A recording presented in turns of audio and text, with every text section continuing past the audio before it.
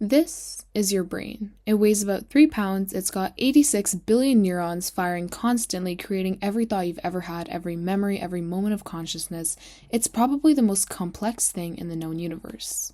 And when it breaks, everything falls apart. Depression hits 280 million people worldwide, schizophrenia affects 24 million more, and epilepsy strikes another 50 million. And these aren't just numbers or statistics, these are people whose lives get turned upside down by something that we barely understand ourselves. Here's the crazy part though. We've been treating brain disorders the same way for decades. Try this pill, see if it works. If not, try another one, maybe add some therapy. It's basically just glorified, educated guessing.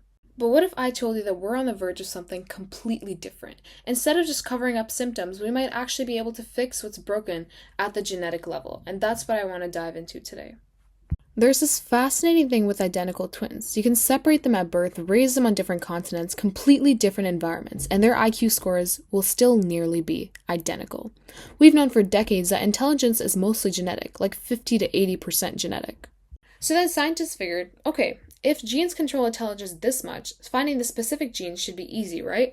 Wrong. Completely wrong.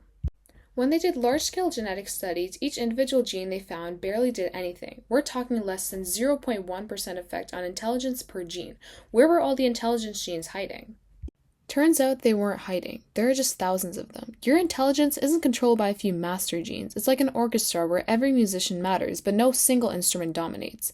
Each genetic variant contributes to this tiny little bit, but when you add up thousands of them, you get substantial effects. And here's what's really wild. The same genetic variants that make you good at math also make you good at reading, and boost your memory, your spatial skills, and evolution did not just create separate brain modules, it built these broad networks that make your entire brain work better. Now here's the thing, even if you do know exactly what genes are causing problems, you still can't do anything about it because of the blood-brain barrier.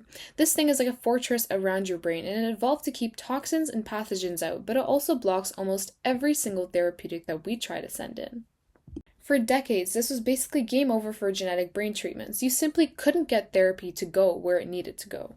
But the researchers at the Broad Institute just engineered something incredible. They created a virus, a harmless one, that can hijack the brain's own transport system that binds to the same receptor that the brain uses to transport iron. And the results are insane. This new system reaches 92% of brain cells and gets there 12 times more efficiently than anything we had before. Suddenly, gene therapy for the brain isn't some far-off dream anymore. They tested it with GBA1 mutations, which basically guarantee that you're going to get Parkinson's disease. Their system delivered 30 times more therapeutic genetic material than existing methods. 30 times. That could be the difference between inevitable decline and keeping your mind intact. Let me tell you about Timothy syndrome because it perfectly shows how precise these treatments can get. There are fewer than 100 people in the world with this condition, and it's caused by just one tiny genetic mistake that leads to heart problems, severe autism, and intellectual disability. Stanford researchers came up with this elegant solution. Instead of trying to replace the entire broken gene, they made these molecular tools that basically edit the RNA. They suppress the bad part while boosting the good part. When they tested this on brain tissue on kids with Timothy syndrome, it worked for over 90 days, which is one treatment addressing multiple symptoms. Now scale this up. Scientists just analyzed brain tissue from 300 children with treatment-resistant therapy, the kind that doesn't respond to any kind of medications. They found 69 mutated genes, and 60 of them had never ever been connected to epilepsy ever before. But here's the cool part. All of these 69 genes cluster into just 4 major pathways, so instead of needing 69 different treatments, you might only need 4. For over a century, neuroscience was obsessed with neurons. Turns out, we were missing half the story. The largest brain mapping project in history just finished cataloging over 32 million individual brain cells. What they found was incredible. Your brain is not just neurons. There are all these other cell types that we completely ignored. Astrocytes, which we used to think were just support cells, actually control the way that neurons communicate with each other. And microglia, the brain's immune cells, are constantly pruning neural connections and reshaping your brain's networks. When genetic mutations mess with these non-neuronal cells, the cognitive effects can be just as bad as direct neuron damage. We've been looking at half the picture this entire time. This cellular atlas is like having a complete parts list for the brain. Now, when genetic studies find variants linked to intelligence or mental illness, we can figure out exactly which cell types are affected.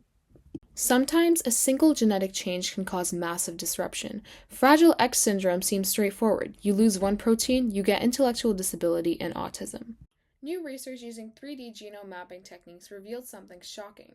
That single mutation doesn't just break one thing, but it reorganizes the entire 3D structure of genetic control in that cell.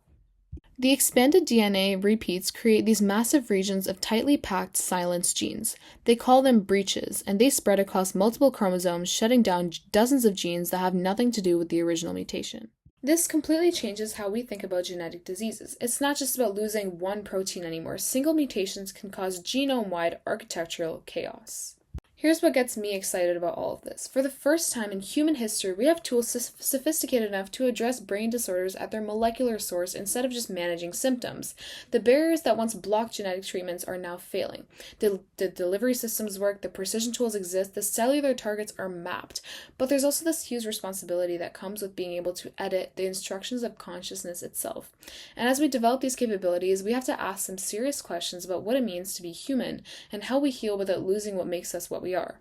Look, we're dealing with 300 million people worldwide with depression, 50 million with epilepsy, countless families desperate for answers. The potential to help these people is enormous. The brain, the most complex thing we know of in this universe, is finally starting to give up its secrets. Whether we're wise enough to use that knowledge responsibly, well, that's up to us. But one thing's for sure, we're living through a revolution in understanding the mind, and it's only getting started.